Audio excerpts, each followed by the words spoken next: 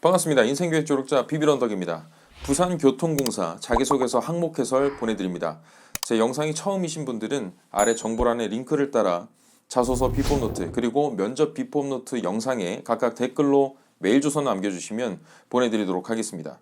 우선 경험 및 경력 기술서 작성부터 짚고 넘어가겠습니다. 입사지원서에 기술한 직무 관련 경험 및 경력 사항에 대해 담당 업무, 활동, 역할 등에 대해 상세히 기술해 주십시오 라고 되어 있는데요.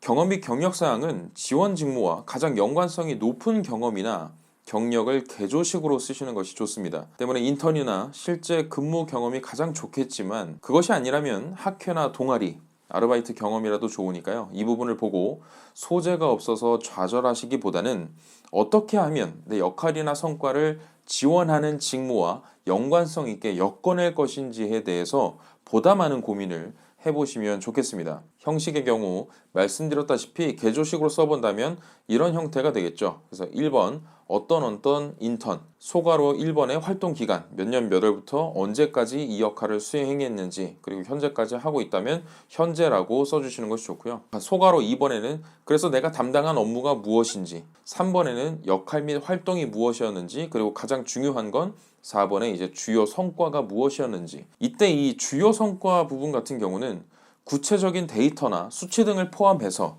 필요 지식이나 기술 태도에 관한 부분을 습득했고 향상시켜 왔다는 식으로 기술해 주시면 됩니다. 사실 이게 막연하게만 접근하지는 마시고 참고하실 것은 부산교통공사 홈페이지에 가보시면 채용 공고에 직무 설명서라는 것이 다 있기 때문에 실제 다운받아서 보시면 해당 직무에서 필요로 하는 지식, 기술, 태도에 대한 부분을 충분히 확인을 하실 수가 있고 이와 관련된 본인의 경험을 간단 명료하게 적어주시는 것이 좋습니다. 그런데 여러분께서 이 직무 설명서를 반드시 보셔야만 하는 이유는 당연히 해당 직무가 무슨 역할을 수행하는 것인지 뒤에 나오는 문항을 쓰시는 데에도 주요하게 작용하겠지만 우선적으로 여러분들이 개조식으로 역할이나 활동, 주요 성과 이런 것들을 쓰실 때 어느 정도 정제된 표현이란 것이 중요합니다. 그리고 이것을 어떻게 압축해서 간단하게 핵심을 짚어주는 문장 이런 걸 구성하는 것도 굉장히 좋은 포인트거든요. 이런 것들을 엿보기에 직무 설명서가 좋은 가이드를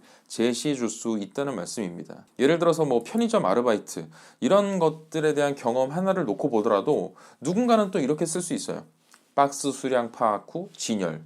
이 업무를 수행했다 이렇게 쓰는데 같은 업무를 가지고 누군가는 이렇게 씁니다. 재고 확인 및 진열 이렇게 쓴다는 거죠. 같은 업무를 두고도 어떻게 표현하는지가 이 짧은 문장 안에 이렇게나 다르게 표현될 수 있다는 겁니다. 그래서 공사 성격을 생각해 보면 더욱이나 어떤 보고 문서나 이런 페이퍼워크가 굉장히 많은 회사잖아요. 그래서 이런 간단 명료한 표현 형태의 보고서 작성 업무가 많은 기업이기 때문에 사실 여러분들의 그런 한 문장 한 문장에서 실수처럼 느껴지는 것들을 제거하자 이런 차원에서 제가 좀 포인트를 말씀을 드렸습니다. 그리고 이제 다음 문항으로 넘어가 보면 해당 경험, 경력이 부산교통공사 입사 후 업무 수행에 어떠한 도움이 될 수 있는지 기술해 달라라고 되어 있는데 역시나 이 부분을 쓰기 전에 직무 설명서를 한번 보시는 거예요.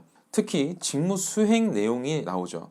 예를 들어서 운영직의 경우라면 경영기획, 고객관리, 사무행정, 정보화관리, 안전관리, 역사관리 등이 있다고 되어 있는데 이걸 이제 다 갖다 붙여 쓰라는 것이 아닙니다. 내가 가진 지식, 기술, 태도가 이 중에서 특히나 어떤 직무를 수행하게 되었을 때, 어떤 역할을 수행하게 되었을 때 이러한 역할을 이행하는 과정에서 도움이 될 것이라고 판단됩니다. 이렇게 시작을 열어볼 수 있겠다는 것이죠. 그런데 저라면 단순히 이게 이렇게 도움이 될 거예요 라는 식으로 쓰기보다는 내가 지원하는 이 부산교통공사의 이 직무는 업무 수행에 있어서 반드시 ABC와 같은 어떠한 역량이나 기술을 갖추어야 하는 것으로 알고 있고 저는 이것을 경험을 통해서 이를 습득했습니다. 이런 식으로 내가 이 직무에 대해서 충분히 이해를 하고 있는 사람이라는 것을 서두에서 먼저 꺼내주시는 것도 좋은 방법입니다. 그리고 여러분들께서 뭐 첫째, 둘째, 셋째 이런 식으로 쓰시는 건 사실 짧은 분량을 지금 요구하고 있잖아요. 500자 한도로 쓰고 있기 때문에 이런 차원에서는 좋습니다. 하지만 반드시 저는 이거 갖췄어요. 이게 중요한 것보다는 결국은 중요한 게 뭐예요? 부산교통공사에서 이런 점이 이렇게 도움이 될 것이라고 생각합니다. 입사 후 포부나 기여 방안에 대해서 언급해 주시는 것을 잊지 마시라 라는 말씀을 드리고 싶습니다. 그리고 한 가지 더 팁을 드리자면 이 직무 설명서만으로는 여러분이 어떤 점을 어떻게 잘 해야 되는지, 무엇을 드러내야 하는 건지 좀 부족하게 느껴질 수가 있어요. 그러니까 정보의 양이 미흡해 보일 수 있습니다. 이럴 때는 NCS 사이트로 가보시는 겁니다. 그래서 NCS 들어가 보시면 NCS 및 학습 모듈 검색 요게 있죠. 그리고 여러분들께서 가장 핵심적으로 생각하는 직무 분야를 직무 설명서에 한번 보시면 분류가 다 되어 있습니다. 그래서 설명서에 보면 02 경영회계, 그 안에 01 기획사무, 그 안에 01 경영기획, 그 안에 또 01 경영기획, 이런 식으로 이제 대분류, 중분류, 소분류, 세분류, 그리고 능력 단위 분류, 이렇게 이제 나눠져 있는 게 NCS 구성이거든요. 그래서 이제 요거를 갖다가 예로 든다면 NCS에서 같은 로직으로 한번 찾아가 보는 거예요. 그래서 조금 내리다 보면 직무 기술서를 모아 볼 수 있습니다. 그래서 미리 보기를 한번 클릭을 해보시면 아주 상세하게 해당 직무 안에서도 각 능력 단위별 직무 책임 역할, 뭐 주요 요건, 이런 것들을 볼 수가 있다는 거예요.